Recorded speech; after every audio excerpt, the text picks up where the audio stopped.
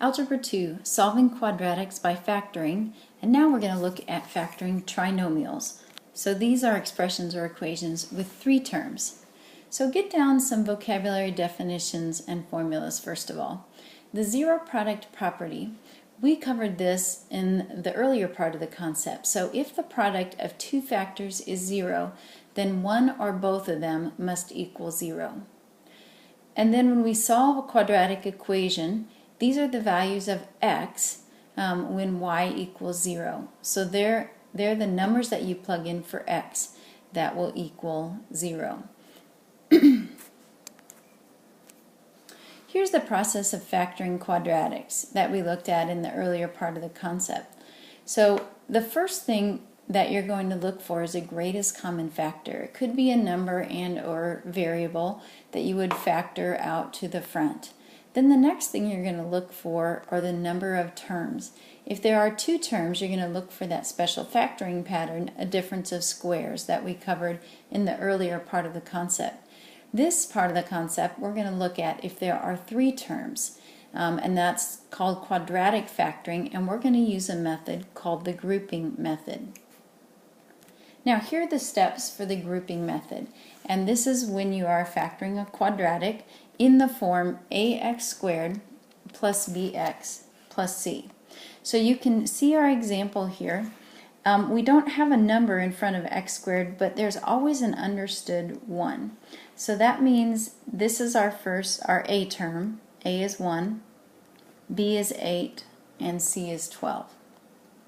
Now, mathematicians who have gone before you just found out a pattern that if you can find two numbers that multiply to give you a times c and will add to give you b, that those are the numbers that you want in order to break up or factor that expression, x squared plus 8x plus 12. So I'm going to show you just what I call the X factor. This is just a graphic organizer. It's just a big X. And what we're going to do is in the top part, we're going to place the number that is a times c. In the bottom part, we're going to place the number that's b. And then over in the left and right, we're going to place the two numbers that we come up with that will multiply to give us a times c. And in this example, that's 12. And we'll add together to give us the b term. Now, a little method that you can do is you can just start looking for factors of 12, just starting with 1. So 1 and 12 together will equal 12. But if you add them, you don't get 8. 2 and 6, well, looky there. They add together and give you 8. So these are the two numbers that you're looking for. And again, this here is just a little graphic organizer to help you find those numbers. Now you're going to do step 2. You're going to rewrite the middle term of the quadratic, so that's this one, using those two numbers. So we're going to just bring down the first term, x squared, and we know it's a 1x squared, but we don't need to write the 1. And then we're going to rewrite the 8x as 2x plus 6x. And then we'll just finish the equation like that. Now we're on to step 3, okay? Group the first two and the last two terms together. Now all you need to do is right after the second term, just draw a dividing line. And then you've got these two grouped together and these two grouped together. Now we're going to factor out GCFs, greatest common factors, from each of those little groups. So from my first two terms, I notice I can factor out an x. From my last two terms, I notice I can factor out a 6, and I take the sign with it. So if it's positive, I just take a positive. If it's negative, we factor out the negative.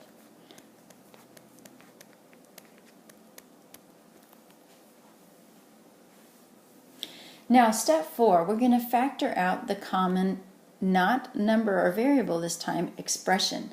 So do you see how x plus 2 shows up both times? So that comes to the front. And then what I have left goes in my second expression. Now to solve, we're going to use that zero product property rule that we've used before. Set them each equal to 0 and solve.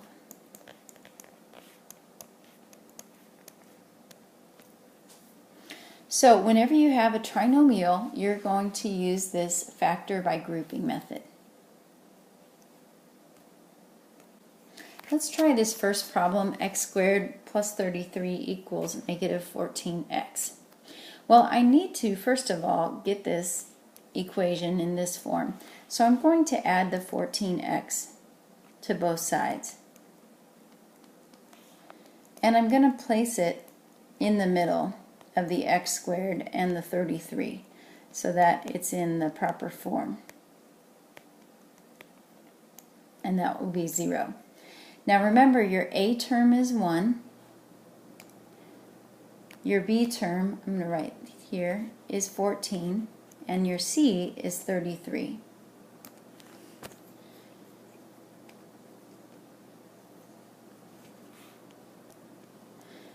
So draw your x organizer. We want two numbers that will multiply to give us a times c. So 1 times 33 is 33. And we'll add to give us 14. Now if we think of those factors, we've got 1 and 33, but if we add those, we don't get 14.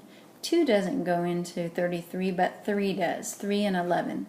And that's the pair that we want, because if we add 3 and 11, we will get 14. So now we're ready to rewrite that middle term using those two numbers.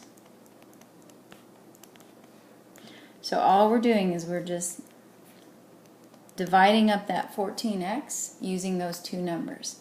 Now remember, we need to group, so we're just going to draw our dividing line after the second term, factor out our common factor, which is just simply an x. Now in our last two terms, notice we can factor out a positive 11. So take the sign with it. And then finally, step 4, see the common expression of x plus 3. That gets factored out. And then what we have left is x plus 11.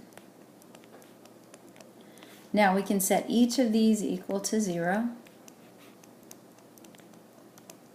to find our solutions.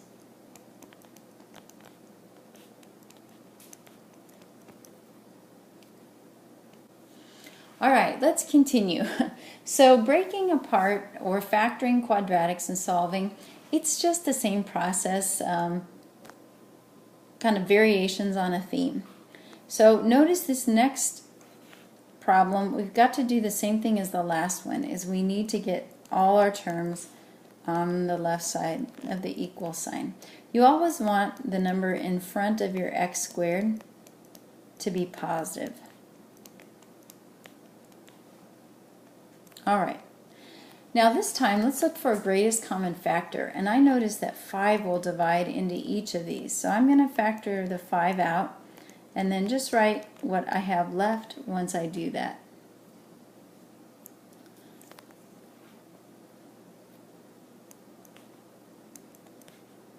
That equals 0. So now I'm going to look inside my parentheses, and I notice I have 3 terms, so I'm going to do my factor by grouping method. So a is 1, b is 3, and c is 2. So I'm looking for two numbers that will multiply to give me 2 and will add to give me 3. Well, that's pretty easy. That's just 1 and 2. So I'm going to just ignore the 5 for a moment. I'm going to come back to that. I'm going to bring it down. I'm going to split up the 3x as 1x and 2x. And then I'm going to group them together. So I can factor an x out of my first two terms, and then a positive 2. And now notice the common term is x plus 1, and what we have left is x plus 2. Now this is when I have to bring that 5 down because it's part of the factoring. So all of this together, if I multiply it together, will give me that original equation. Now to solve, I can just divide both sides by 5 and then set my expressions equal to 0. Whoops. It should be a plus 1. There we go. Okay. That's just getting pretty sloppy. Let's try that again. So x plus 1, x plus 2. So x equals -1 and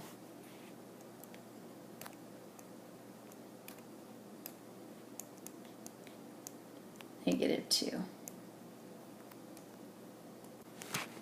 All right, our next example is in the proper form. So we can just go right to identifying our A, B, and C terms. But first let's look for a common factor. And I don't see one in all 3 terms, only one, and they don't have common variables.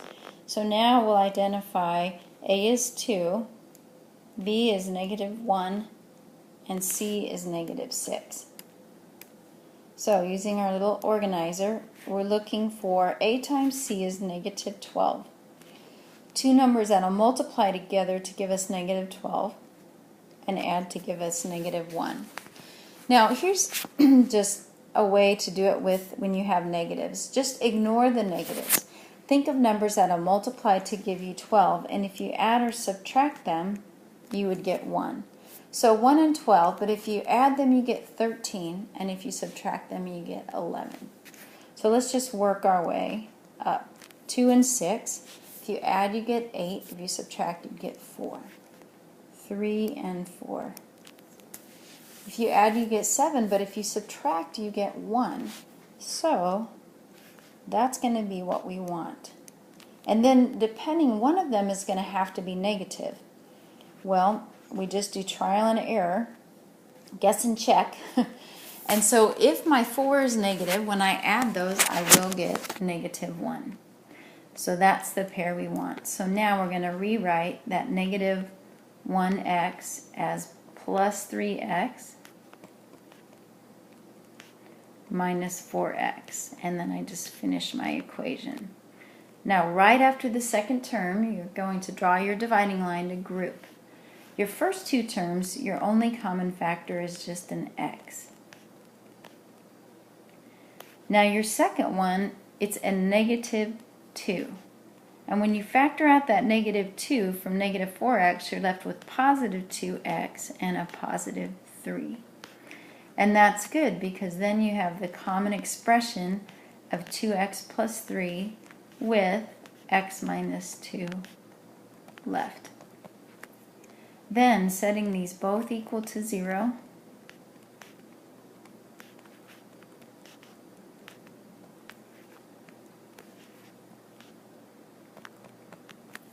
and solving,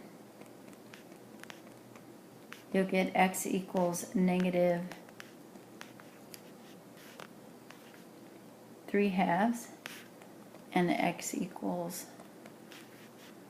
2.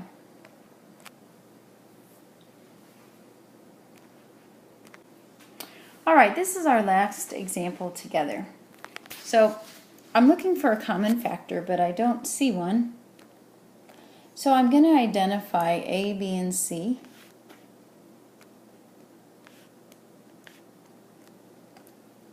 And use my factor by grouping. So A times C, 5 times 9 is 45, and our B term is -18. So I'm looking for numbers that I'll multiply to give me 45. And if I add or subtract them, I would get 18.